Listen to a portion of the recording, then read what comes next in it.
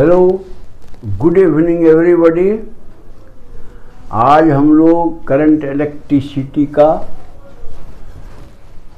एक आइटम ले रहे हैं, joules law of heating. Joules law of heating. तो कोई भी जब रेजिस्टर को हम बैटरी से जोड़ते हैं तो उस होके करंट बहने लगता है, और करंट बहने के बाद वो रेजिस्टर से हीट निकलने लगता है। तो हीट क्यों निकलता है, इस बात को थोड़ा हम पहले समझाने का कोशिश किए हैं। हम लोग ड्रिफ्ट स्पीड के बारे में पढ़ लिए हैं कि ड्रिफ्ट स्पीड कांस्टेंट होता है। क्यों कांस्टेंट होता है?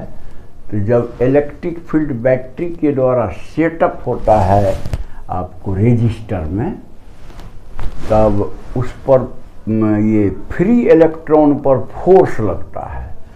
तो इलेक्ट्रॉन जो है इलेक्ट्रिक फील्ड के अपोजिट डायरेक्शन में वो एक्सेलरेट होने लगता है। लेकिन वहाँ तो जगह बहुत ज़्यादा नहीं है, तुरंत एक ठो कोई आयन से मिल गया, उससे टकरा गया और हो गया स्पीड उसका 0। लेकिन फील्ड लगा हुआ ही है, इसलिए वो फिर मतलब जो फोर्स लगेगा और एक्सेलरेट होने लगेगा, फिर टकराएगा, यही काम चलते रहता है। लेकिन इलेक्ट्रिक फील्ड के अपोजिट डायरेक्शन में एक एवरेज स्पीड अगर लिया जाए सारे इलेक्ट्रॉन का, तो उस रेट से, हालांकि वो बहुत कम स्पीड होता है, उसी स्पीड को ड्रिफ्ट स्पीड कहते हैं। तो यहाँ सोचने वाली बात है कि जब फोर्स उस पर काम करता है तो काइनेटिक एनर्जी आना चाहिए, एक्सेलरेशन हो रहा है, लेकिन टक्कर मार देने के कारण काइनेटिक एनर्जी उसमें नहीं आ पाता है। काइनेटिक एनर्जी फट से 0 हो जाता है। तो यानी वो पोटेंशियल एनर्जी के फॉर्म में वो बदल जाता है, ऐसा समझिए।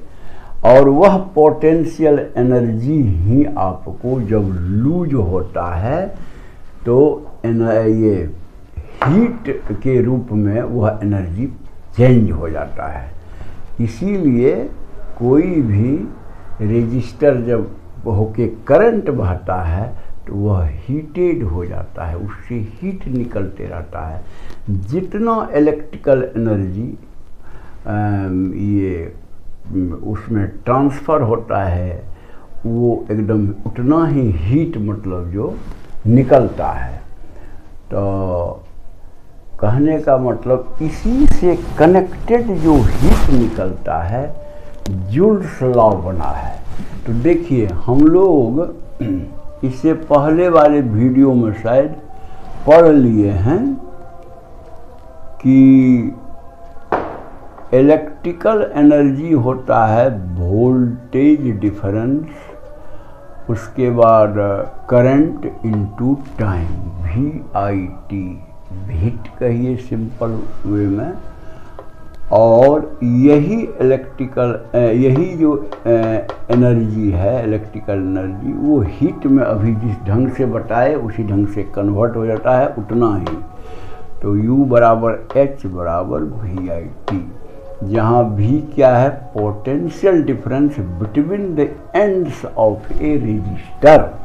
आई है कि उस रेजिस्टर होके जो करंट बह रहा है, T इज द टाइम, उतना देर के लिए मान लीजिए करंट बह रहा है, तो एनर्जी इलेक्ट्रिकल इतना गया और वो सब हीट में बदल के सब हीट निकल गया, यानी बर्बाद हो गया। एक तरह से समझिए, जिस तरह की मैकेनिक्स में हम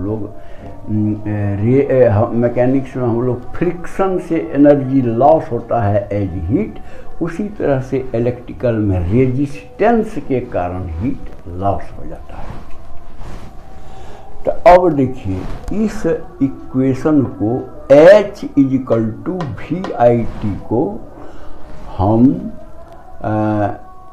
लिख सकते हैं डिफरेंट फॉर्म में, लेकिन हमारा जो सुटेबल फॉर्म है, मान लीजिए H=VIT, V को बदल दीजिए ओम्स लॉ के हिसाब से I/R, करंट इंटू रेजिस्टेंस जो ओम्स लॉ है, इंटू I/T, यानी I²RT।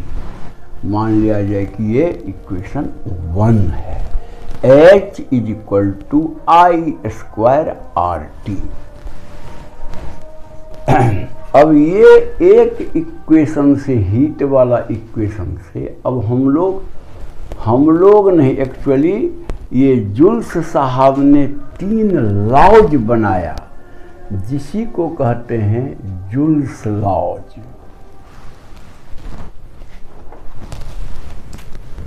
Joules laws of heating कहना बेहतर है, क्योंकि 3 लॉ है।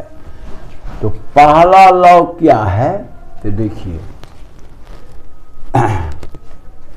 अगर मान लीजिए R और T कांस्टेंट है, तो इसका मतलब ये हो गया कि H is directly proportional to I² when R and T are constant.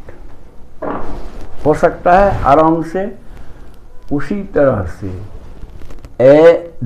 पहला लॉ हुआ जूल्स का, और दूसरा लॉ क्या हुआ, H is directly proportional to R when I and T are constant. तो वही यहाँ लिखा गया है, H is directly proportional to R when I and T are constant.